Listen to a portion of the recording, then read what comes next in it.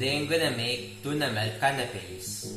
Here are my ingredients: tuna chunks, mayo, onion, a slice of apple, bread like this mini monai, and mozzarella. Let's get started. First, drain the oil from the tuna and open the can completely. Transfer to a bowl and mash a bit. Cut the onion in two and mince the half.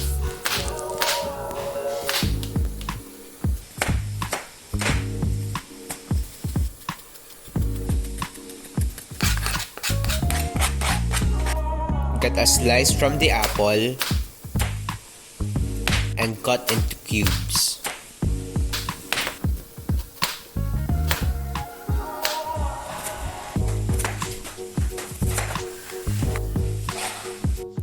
Put about 4 tablespoons of mayo and mix. Add more mayo as needed. Put some garlic salt and pepper and squeeze a bit of lemon. Set aside. Meanwhile, slice 3 pieces of bread in half to make 6. Then, put the tuna spread on each.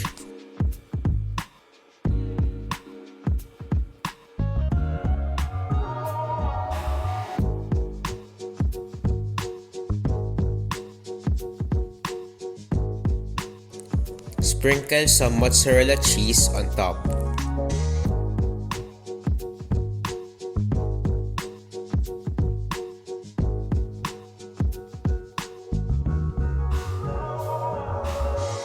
Once done, put them inside the air fryer.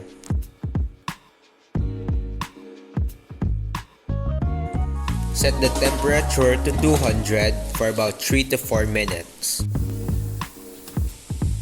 For garnish, cut the tomato and prepare dill. Then, arrange some lettuce on the serving plate.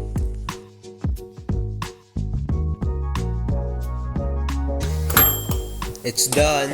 Using a tongue, transfer them into the plate. For the finishing touch, put the sliced tomatoes and dill on top.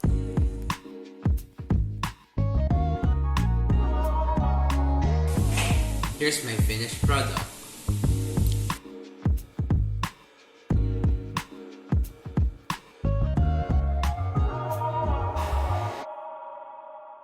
Let's taste.